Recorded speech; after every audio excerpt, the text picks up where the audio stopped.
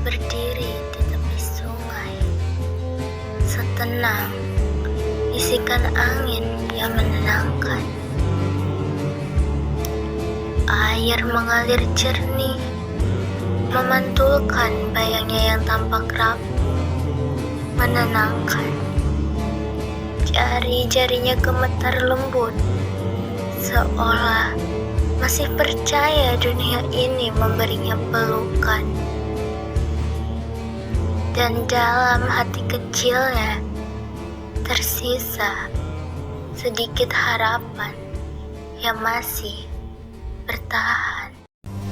Dan kemudian semesta robek, langit patah menjadi pecahan cahaya, jatuh menghujani bumi dalam kehancuran.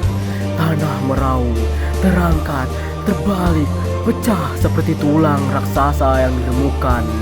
Gunung-gunung di kejauhan meledak bersamaan, asap membumbung seperti naga bangkit dari lautan, dan angin berubah menjadi gelombang tajam, siap mencabik siapapun yang berani berdiri menantang. Mata kesatria itu menyala, bukan merah, bukan emas, tapi warna yang tak punya nama dalam peradaban. Warna amarah kuno yang selama ribuan tahun dikurung di balik jiwanya yang menahan. Dadanya terbuka, melapaskan cahaya yang berputar seperti badai kosmik yang kelaparan. Dan pedangnya berteriak, bukan suara logam, tapi jeritan perang yang membangunkan roh-roh kuno dari kehancuran. Ia meledak maju, tanah di bawahnya hancur menjadi kawah yang tak bisa ditahan. Setiap langkah menciptakan ledakan, seakan meteorit mencium permukaan. Pepohonan terbang, sungai terbelah, kabut hilang, udara terbakar oleh teriakan kekuatan. Dan suara teriakan kesatria itu menghantam seluruh langit. Teriakan yang membuat matahari pun mundur ketakutan. Ia mengayun pedangnya dan satu ayunan menciptakan badai api yang memutar lautan. Kabut pecah menjadi hujan cahaya, meledak menghantam pegunungan. Langit terbelah lebih luas seolah membuka pintu ke kegelapan.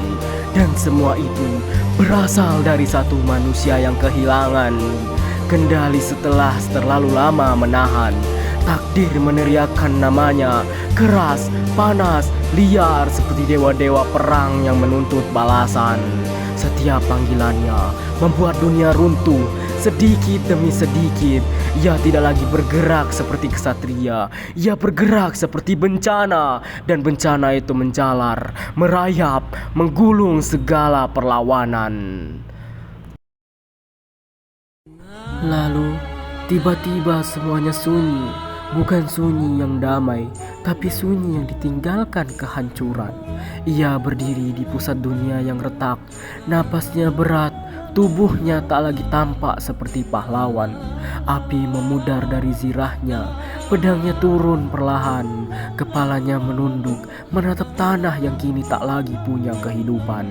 Dan saat ia melihat kehancuran itu, ada sesuatu yang patah dalam dirinya, jauh lebih keras dari suara ledakan. Ia terjatuh, berlutut, bukan karena luka, tapi karena kenyataan bahwa ledakan yang dilepaskan bukan menyelamatkan, tapi menghabiskan. Tangannya gemetar menyentuh tanah yang hancur karena kekuatan yang ia keluarkan. Dan bisikan kecil keluar dari bibirnya, lirih, hancur perlahan. Kenapa? Kenapa harus aku yang menghancurkan apa yang ingin aku lindungkan? Pedangnya jatuh, suara kecil yang menembus seluruh kehancuran. Suara yang lebih menyayat daripada teriakan perang. Air sungai kembali mengalir, tapi kini membawa bayangan dunia yang tak bisa diperbaikan. Dan kesatria itu hanya bisa menunduk, tertelan oleh penyesalan. Sebab pada akhirnya yang paling mematikan bukan ledakan, tetapi kesunyian yang datang setelahnya. Ketika ia sadar, ia telah memusnahkan alasan. Ia bertarung sejak permulaan.